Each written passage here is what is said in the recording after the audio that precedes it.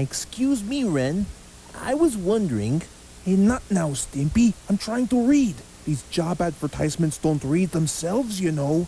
But, Ren, I just wanted to tell you something really important. All right, fine. Now, what is it you want, man? I know where we can find a job, Ren.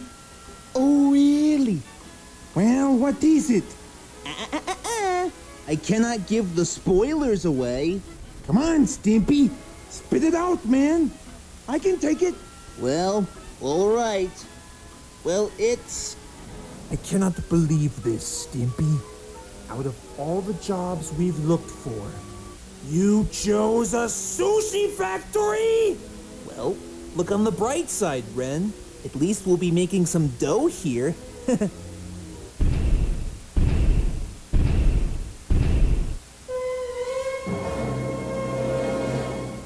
Well, she looks friendly. Maybe.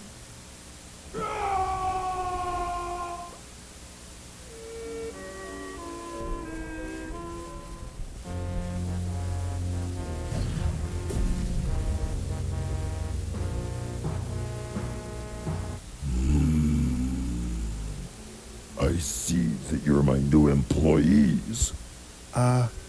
Yeah? Ooh,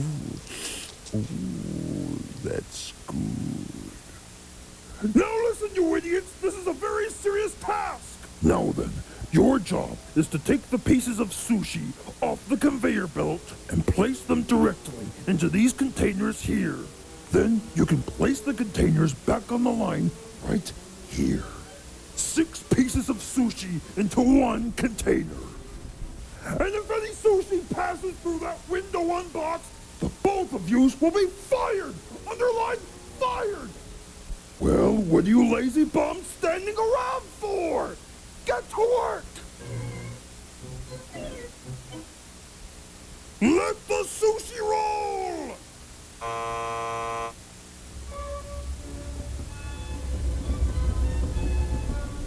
Remember, if one piece of sushi passes through that window, you'll be dead meat in the desert!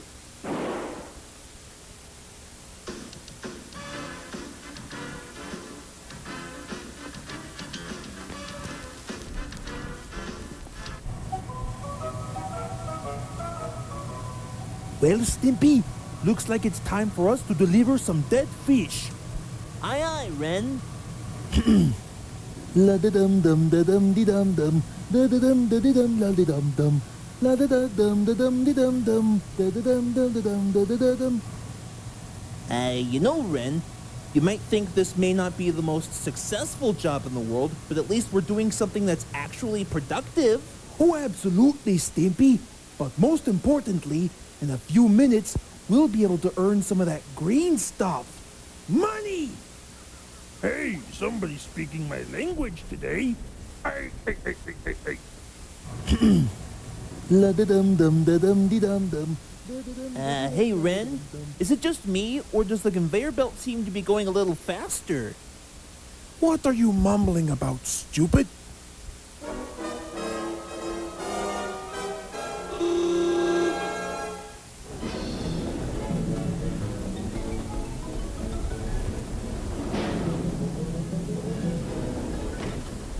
Hey, can you slow it down?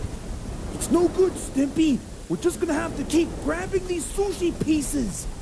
Easy for you to say.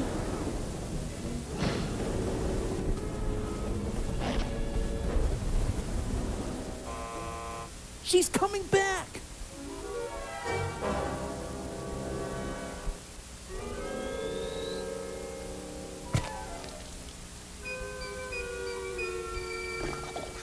Why, Stimpy, look! They stick to the ceiling! I'm on it, Ren.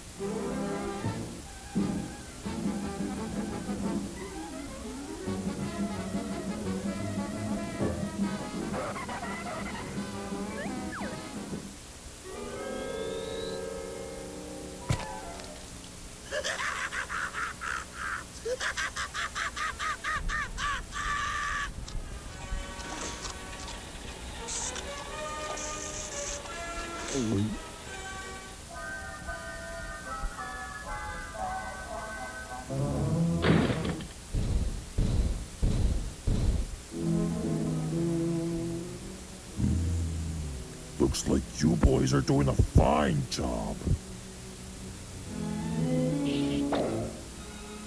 Speed it up a little!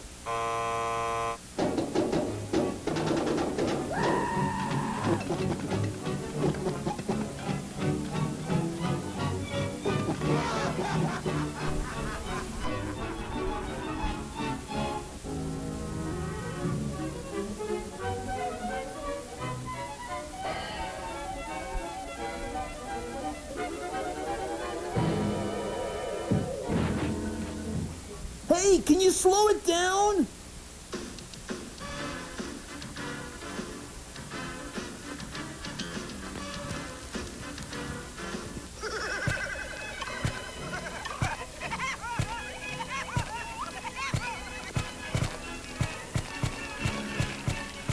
They're falling down, Ren!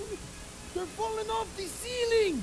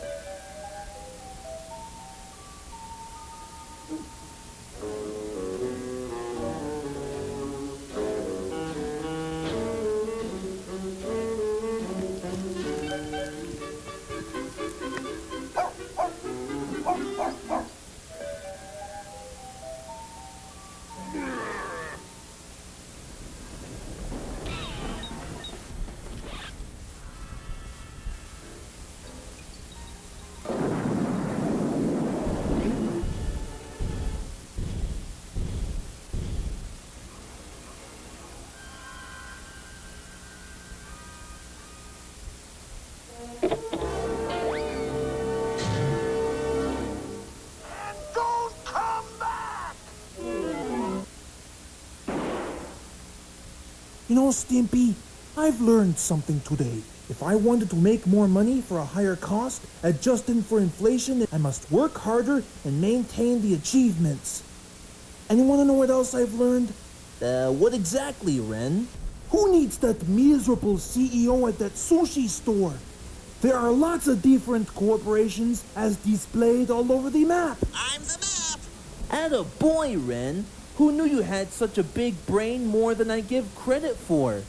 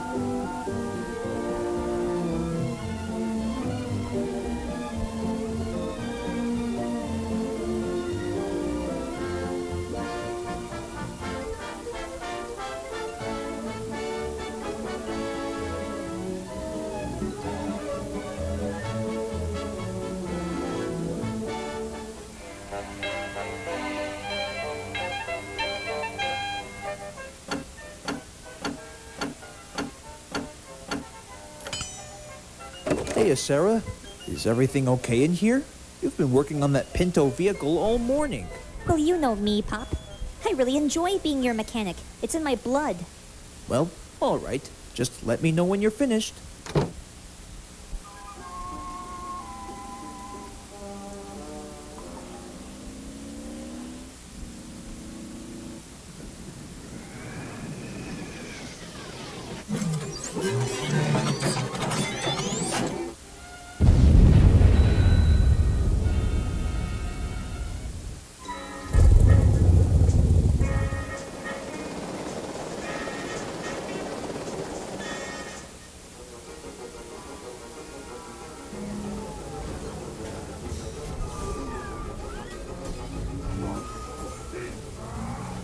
Oh no.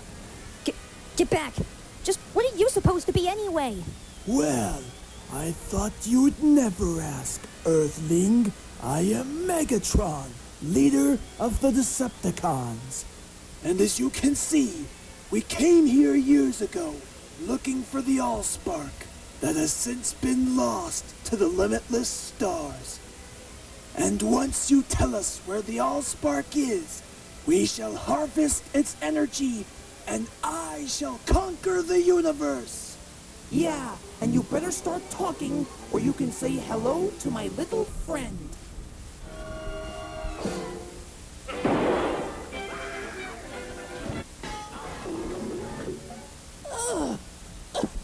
What was that for? Foolish Starscream, when will you ever learn? We cannot massacre these puny insects limb from limb unless we have conclusive information that I need. You could have committed mistake number 1, Starscream. Oh yeah? Well, just you wait. My time will come, Megatron.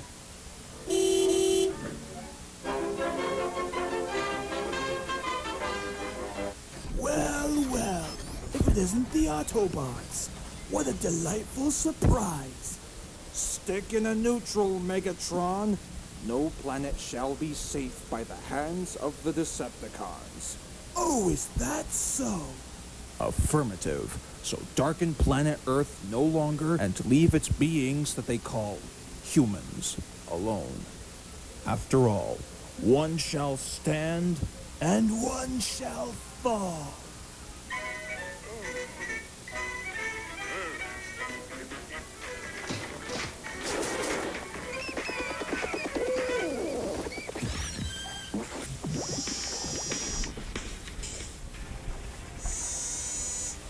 Well, it looks like an Earth creature.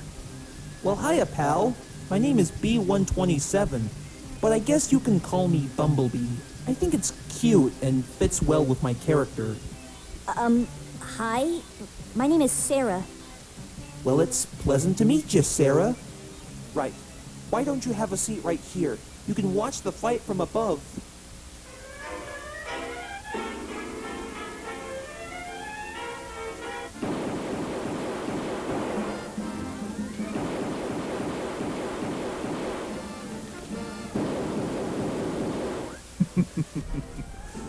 You lured me here to protect the humans, didn't you? You actually cared about them, don't you? Humans are savage beings, not the source risking your axle for. Yeah? Well, you're lucky that Megatron didn't rip out my voice transmitter back in Cybertron, because then I would have said that you're starting to push my buttons!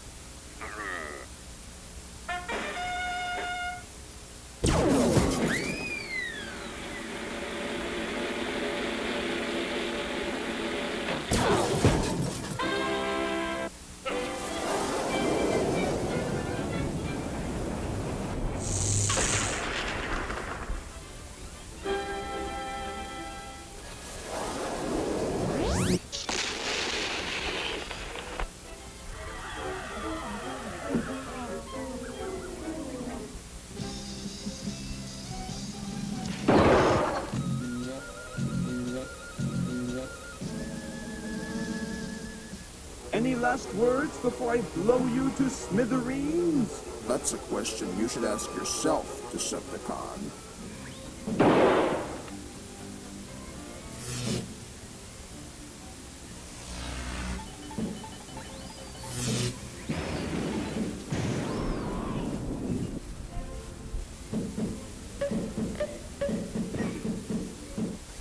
All right, hold still. I'll get him.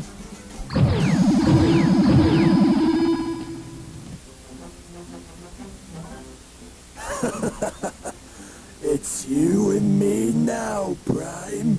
Give up. Not as long as I have a spark, Megatron. I thought you were made of sterner stuff.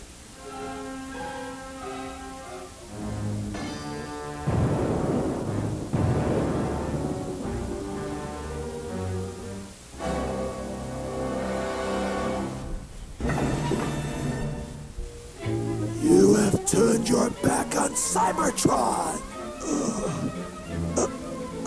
Now the time has come for you to watch Earth disappear. You will do nothing of the kind, Megatron.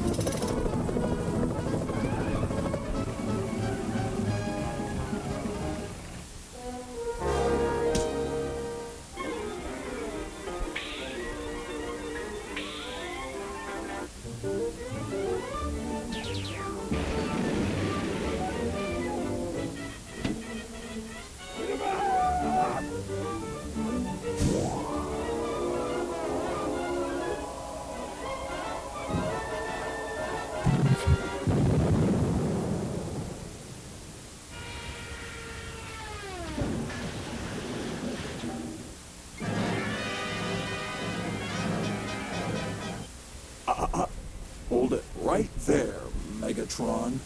One more step, and I shall blast. Wait a minute, Optimus. If you destroy me, then you'll destroy the Allspark as well. Then you'll never restore your precious Cybertron. Then I shall do what I must. Decepticons, retreat!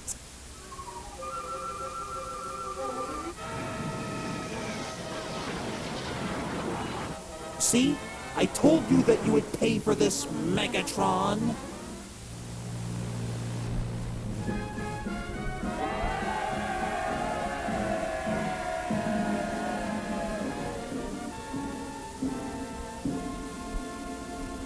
For now, the Decepticon legions are vanquished, and though we have sacrificed much, fate has yielded an unexpected reward.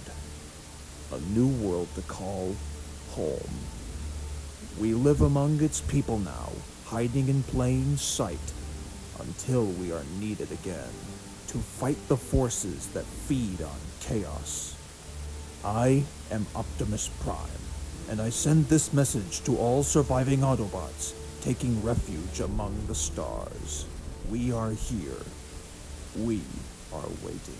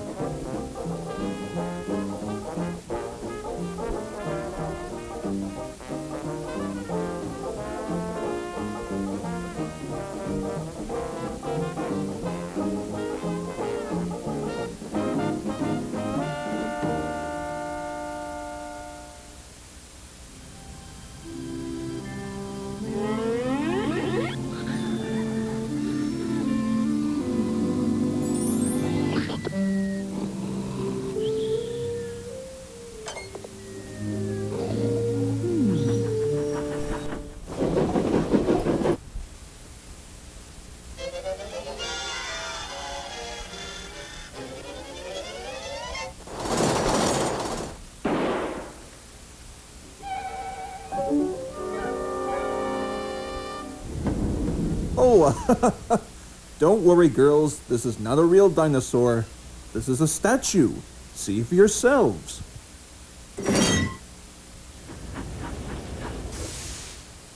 You see, ladies? There's nothing to be afraid of here. You all know how fake props are used in movies to make it look like it's real, right? You know, I think you might actually be right, Guilford. It does look quite impressive, I will admit. Oh boy, if only the Fleischer brothers were this cooperative to put ginormous models in their movies. Quite right, actually. Now, I shall require only one engine to take the dinosaur statue to the costume party. Any candidates I see?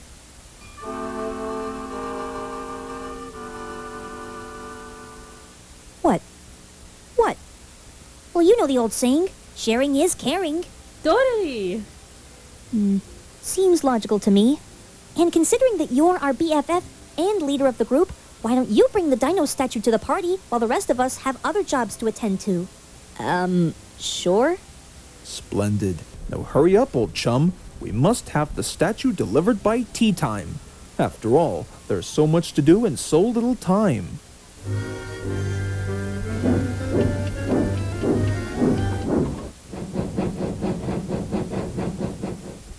Good luck with your delivery, Talia. You're gonna need it. Hey, thank you, girls. I knew I can count on the lot of you.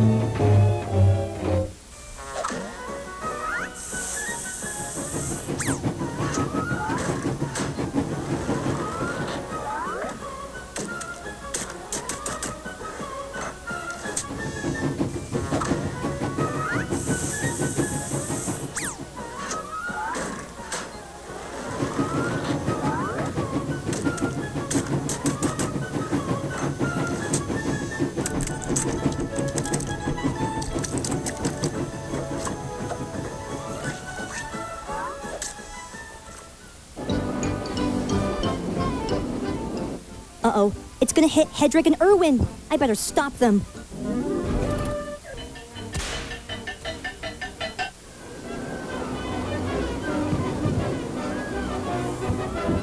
What the heck was that, Hedrick? No comment.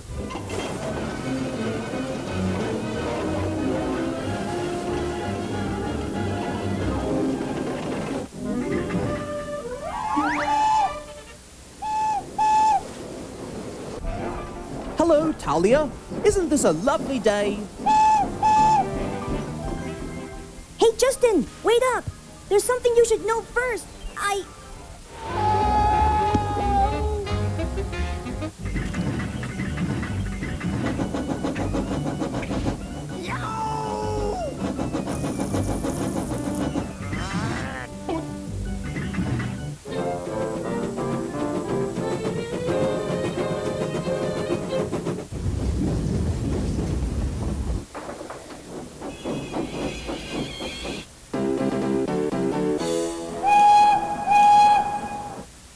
Hey, thanks a lot, Pamela. No problemo, amigo. That's what friends are for. Certainly. My delivery was speeding away from me at a tremendous rate. I know, Talia. Do you think that's because the coupling snapped or something? You think this might answer your $40 question?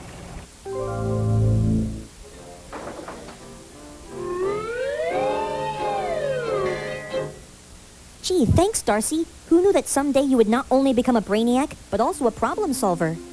Talia, if we were to become actual marketing campaigns thanks to Nickelodeon, then you'll understand. Perhaps I'll make a note about that later. Right now, I must not be late.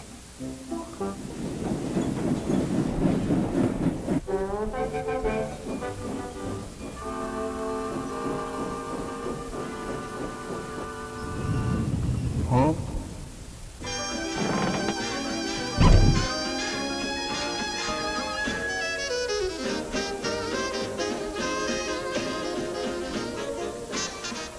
That's right, everybody. Come on down and get some shellfish bagels. And make sure to eat them while they're hot.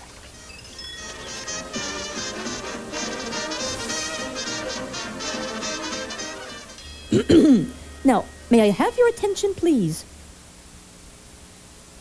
Now, I'm quite sure that you're all enjoying the party, and of course the dinosaur statue looks glorious. But what if I told you it was thanks to the help of our old friend, Talia the Tank Engine? If anything, that's what I like to call usefulness and determination. What do you say we all cheer on for Talia the Tank Engine? For making this costume party feel prehistoric.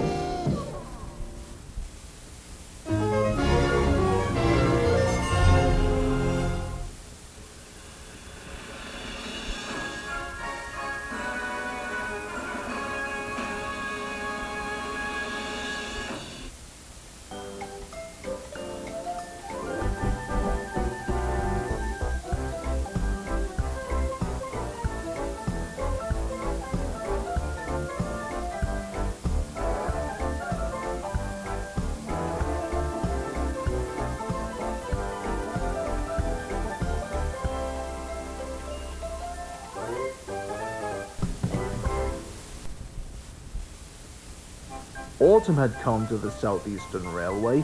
The fields were changing from yellow stubble to brown earth. All of the engines wanted to finish their work quickly, for tonight was Hallows Eve.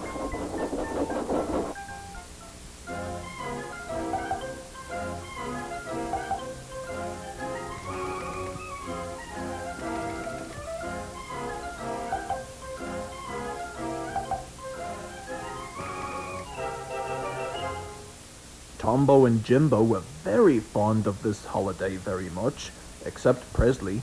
He was feeling rather uneasy. Of course, this made Jimbo quite cheeky.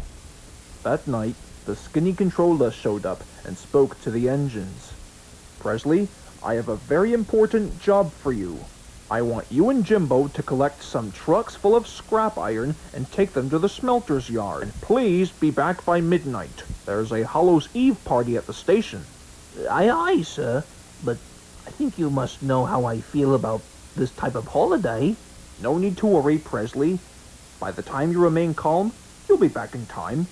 And then the skinny controller left. By this time, Presley was feeling worse than anxious. He thought the scrapyard was too unnerving. Jimbo started to chuckle. Looks like we've got a scary engine as our friend here. Jimbo, just can it, will you? Don't want to scare the little guy. Presley, pay no attention to Jimbo. I'm sure you'll make it back in time. Scare the engine. Looks like we're gonna have to go to the spooky scrapyard tonight. Okay, we get it, Jimbo. Oh, thank you, Tombo. Wish me luck, I guess.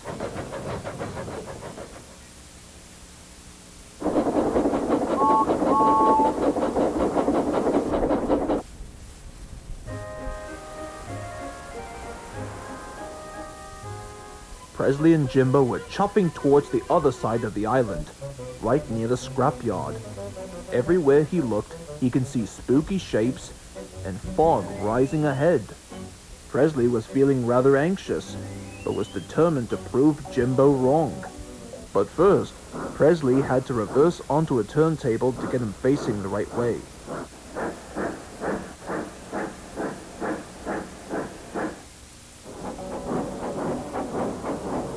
Little did our Presley know that Jimbo was just standing in front with his buffers a few inches away from the table.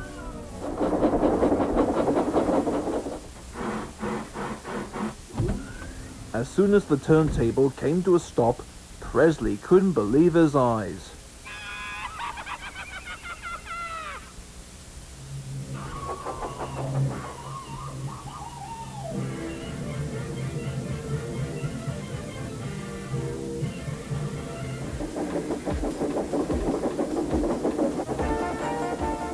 Soon Presley was racing like a rocket, just a few miles away from Jimbo and the scrapyard. He was desperate to search for a spot where nobody would ever find him. Then there was trouble. A broken cart full of lime and flour was stuck on the railway track. One of the farmers had gone for help. suddenly, it happened.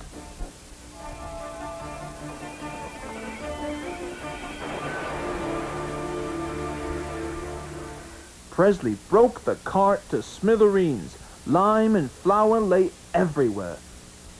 Soon he puffed quickly to the junction where Tombo was waiting. While Presley's engineer explained what had happened, Tombo can only chuckle. My word, Presley.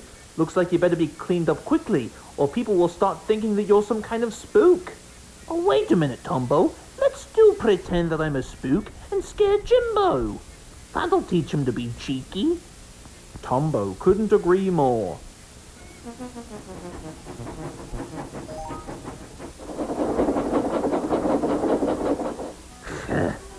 It's not fair.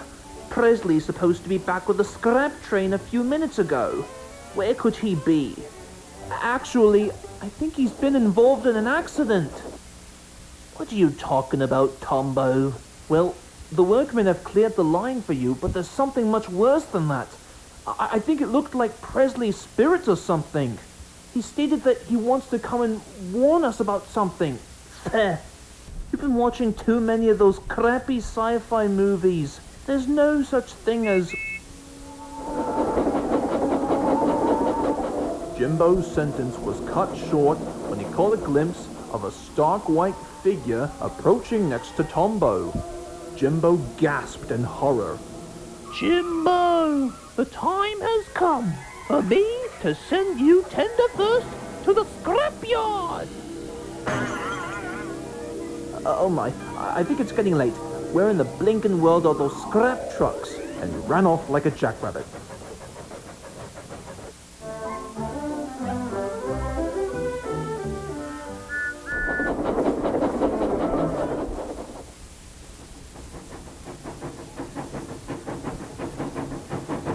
It was morning when Jimbo returned.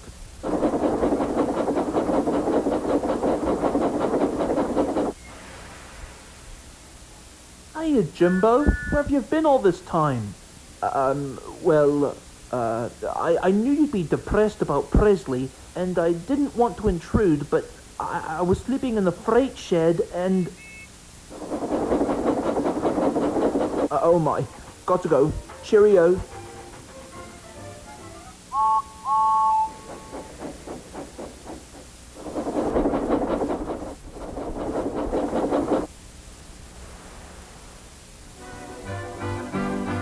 What do you make of this, Tombo? Anyone would think that our Jimbo had just seen a spook.